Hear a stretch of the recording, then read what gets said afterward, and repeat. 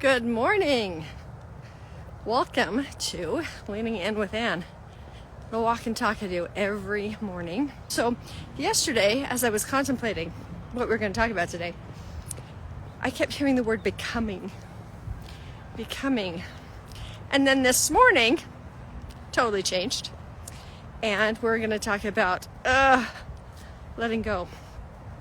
Why do we get stuck? Why don't we just kind of let the things go that aren't serving us anymore? So that is the day. Just want to introduce myself. Those of you who don't know, my name is Ann Ferguson. I am a spunky Gen Xer. And I am a mom. I am a grandma.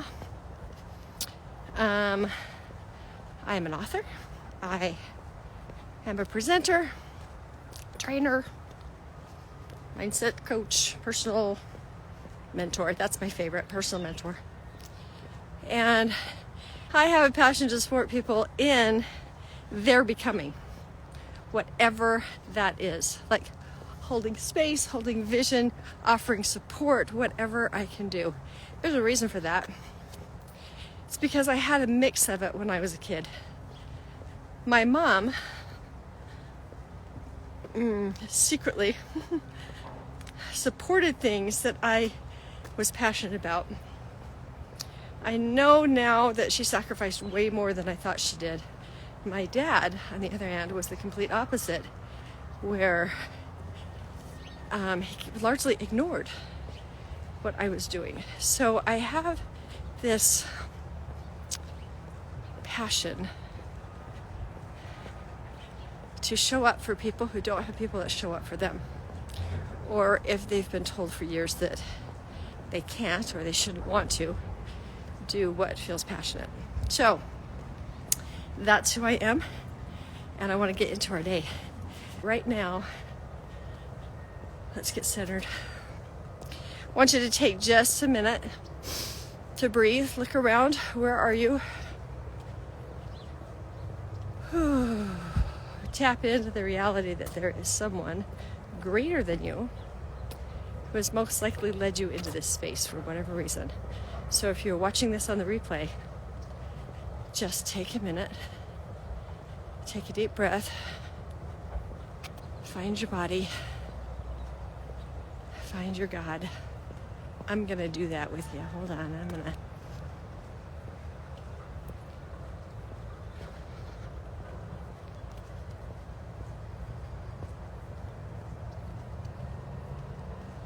It's a moment of connection when I feel him, you know. All right, the next thing is we're going to talk about letting go, because that's what he told me we're going to do today. Talk about letting go. Whew, this is coming from a post. A good friend posted on Instagram. Things kept falling off her shelves. Things kept falling into her space. She was trying to find a certain article of clothing. Ended up being a great big mess on the top of her bed. And she talked about, why am I keeping all this stuff? So I would love to talk about stuff letting go, and then the stuff in our brain letting go. So in the Creator's Mindset class, we are working this week on the law of the vacuum. So this law basically states that when you let go of something, when you clear out space, the universe is not like open space. It doesn't like voids, so it will fill it with something else. So if you hear yourself going, I just hate this, or I don't have enough time, there's something within time, like you've got more than enough stuff that is getting in the way of how you would love to spend your time. What can you let go of?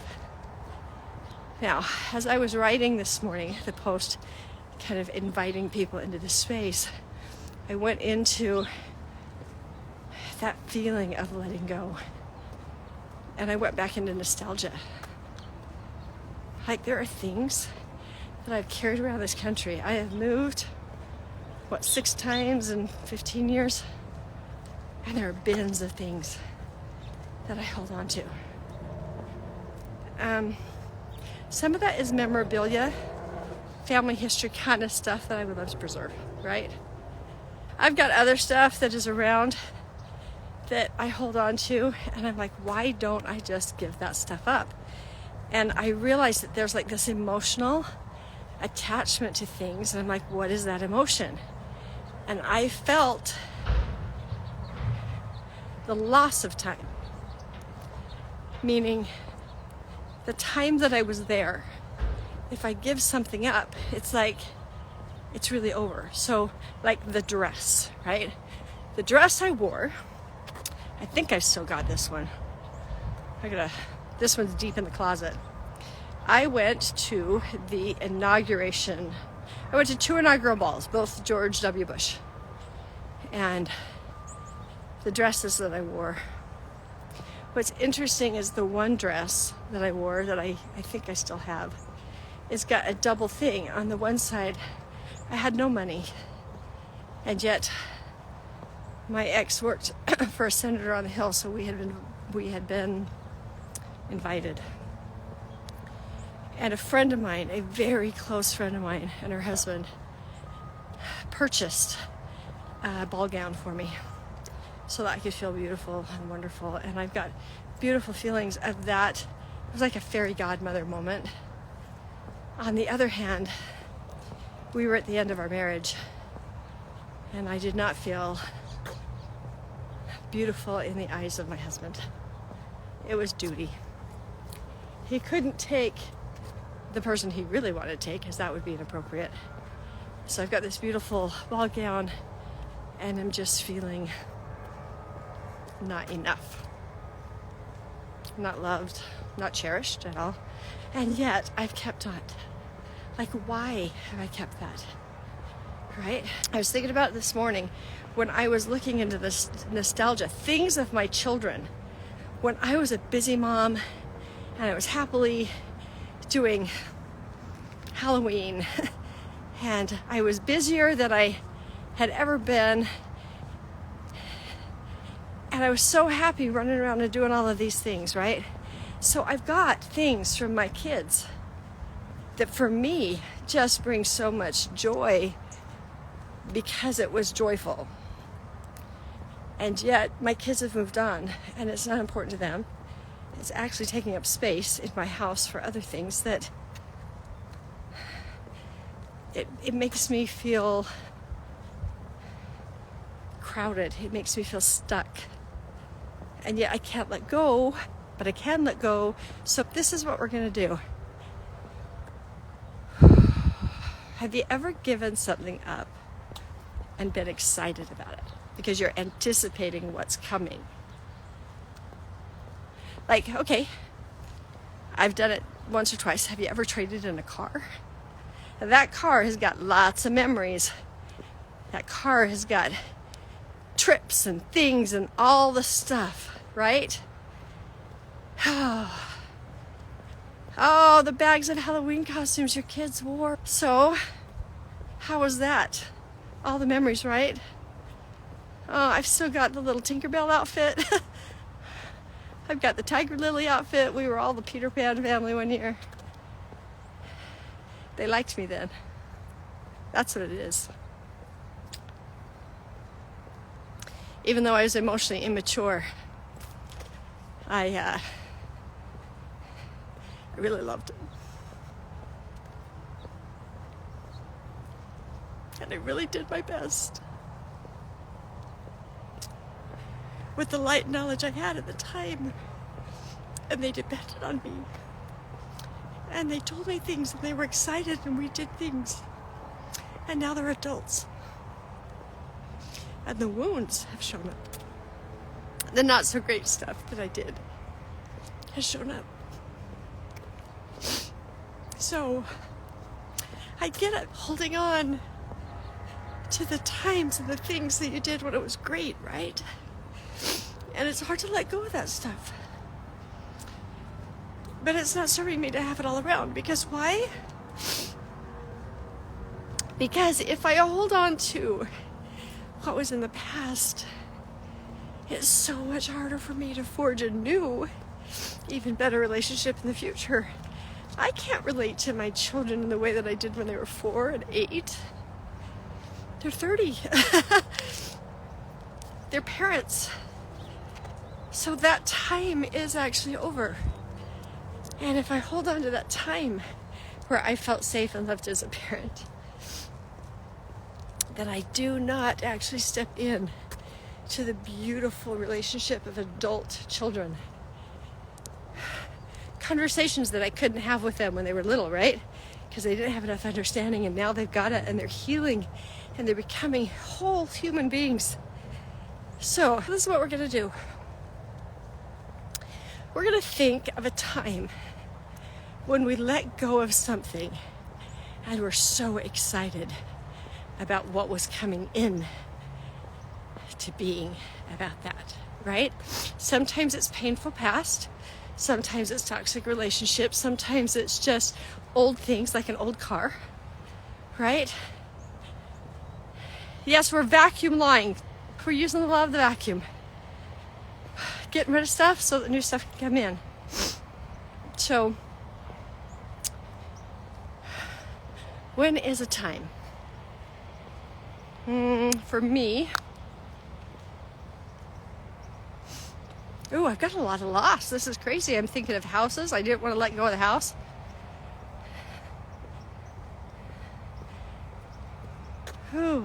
When is the time that I let go and got super excited? I have not done renovation. We've always rented, so getting rid of old things and then renovating. By the way, there's always a messy middle in creation, and I think we're kind of scared of the messy middle, to be honest. I'm actually excited right now for something that I'm going to get rid of. Since I've been doing these walk and talks every single morning, I've been walking anywhere between, it was 6 and 8, now it's closer to 6 and 10 miles a day, and I'm shrinking. What I'm doing is I'm releasing a lot of things. It's interesting that being online, being live has been the thing, because I was told by people that by doing this I was prideful and that I was, I was trying to get disciples. That was really funny. And I felt that being public was kind of vain, and I was trying to be popular, and that wasn't okay. I mean, so many things. And so I held on to weight, because if I didn't like what I looked like, then it was really hard to get on here. And so I just said, I just need to walk. I just need to move. I just need to get unstuck. I just need to go. So I actually created a vacuum and got rid of my excuses on why this wasn't possible. Ooh, there's a vacuum. Look for the excuses you're using. That's what I did. I got rid of the excuses. And because of that, I have released a whole lot of stuff, a lot of weight.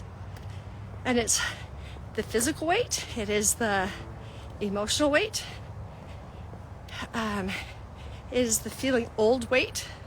Because, I was told in your 50s, there's this thing called menopause, and just, suck it up, buttercup. That's what you're going to look like and you're going to feel like. And, I gave up, I let go of the idea that that's how I had to be, because that's what society says happens. I let go and said, you know what? I've been healthy before. I've been able to move before. I don't have to move like I did before. I don't have to run and dance, but I can move. And so I let go of excuses, and now, guess what? I'm super excited to go into my closet. This is what I'm going to do. I have got so many clothes in my closet that do not fit. And even when they did fit, I didn't feel fabulous in them.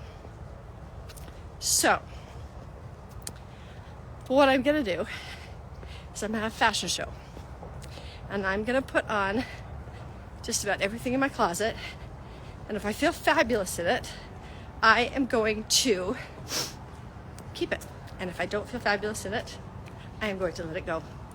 Because what I desire is in the morning, when I go in to my closet rather than, no, well, what do I even have that'll make me feel good? I won't ever have to experience that again. I can just go, this makes me feel fabulous, and it's gonna open up all this space for some new clothes. I don't know how they're gonna show up. You know, I may go to Salvation Army and see what I can find. I don't know. I may get a large sum of money and I can go shopping. Wouldn't that be great? Doesn't matter how it comes. I am going to only keep that which makes me feel the best. Now, question, how do you do this with relationships? That's harder. Like, it's a lot easier with clothes. They don't get mad at you. They don't accuse you of things. They don't blame you. Is it appropriate to let go of relationships? Sometimes, yes. Really, really, really toxic ones that are not going to change no matter how much love you have and pour in and how much talking and understanding and trying to make it work. If you are forgiving but they are not, you cannot make somebody else forgive you. You cannot make somebody else like you, even if you show up in the kindest possible way. And that is not a giving up. How many of you have, we have a nostalgia box. I have a box for each one of my kids where something that mattered to them as a kid, as we've kind of sorted and moved, that they get to throw in and they get to keep. And they just get to put it there. It stays in the garage when they move out eventually. They're all moved out, but the eventually is them getting it out of my garage. We give them their box, and then they can put other stuff in that nostalgia box. So there are some relationships that I'm not ready to say, and we're done, gone, thrown away in the trash, never to see again. But I am willing to put that relationship into a nostalgia box. I can lovingly pack it away, and I do not have to open up that box until I want to. I can peek in, see if it's the same value to me. You know, I can do that with relationships.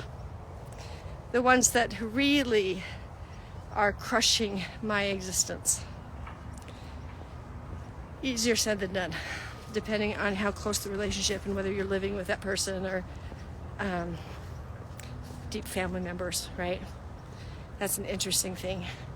I did let go of some sibling relationships because of that, and I'm hoping that the nostalgia box is going to get open when there's some difference and we can get together again. But there's other relationships that you have that you can just easily say, this does not serve me. I've had to do that recently in a relationship that I thought was mutually beneficial, and it is, but not in the way I thought and not in the way that I need. And so I've had to go, it was good when it was good. But I'm growing, I'm moving, I'm changing, and it's not serving me anymore. Now that is not narcissistic, not serving me. That is an awareness of yourself and self-care with love. Absolutely love this person. Wish them well in all of their endeavors. Gonna stay connected. They're not in the nostalgia box, but I do not have to be in that relationship in the same form. I'm gonna let my expectations, oh my gosh, guys, expectations, let them go. When you have expectations about how people are supposed to show up, it's disappointment. It's like trying on that really frumpy shirt that you thought was cute once upon a time, and now it's just not, but you keep it on. Those are the expectations. You keep expecting it to look and feel good. Drop your expectations and let people show up in the way they show up and find the treasure within. Again, really nice, fluffy words about that.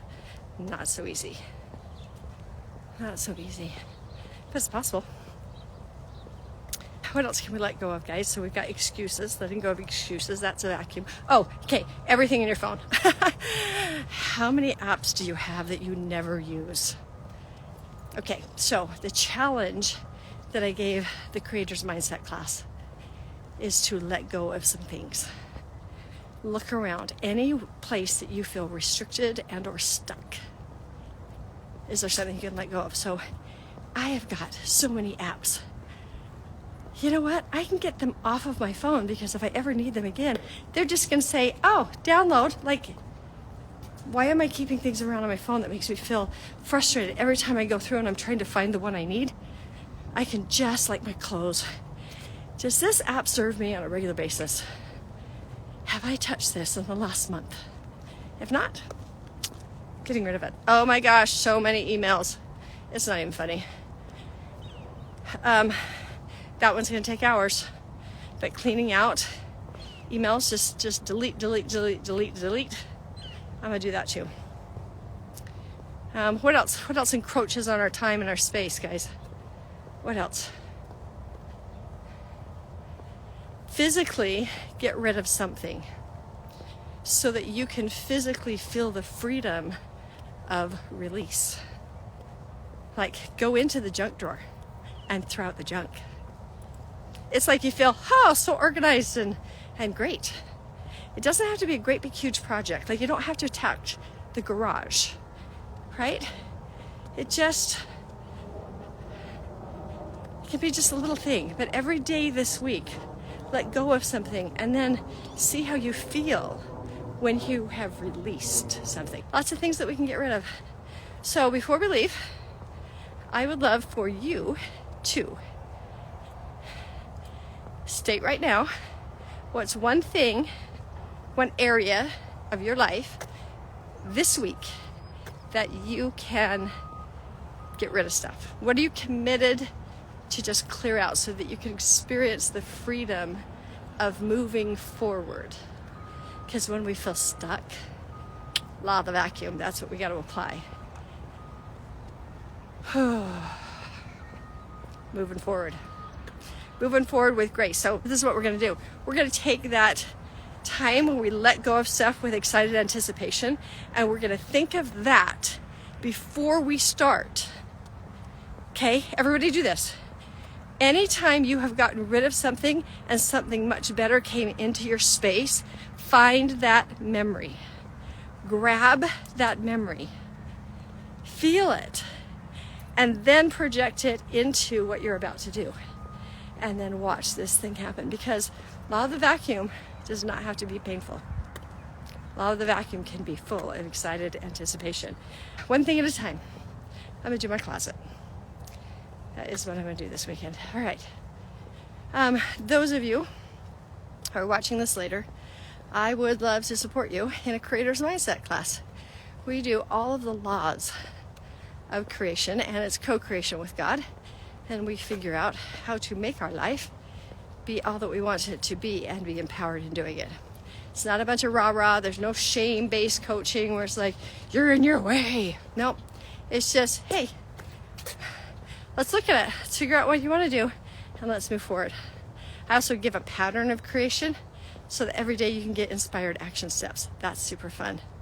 So I also teach a Joyful Heart Mastery class. You know those feelings that surface that you start spinning in? You know, like the ones that I did when I thought of my kids.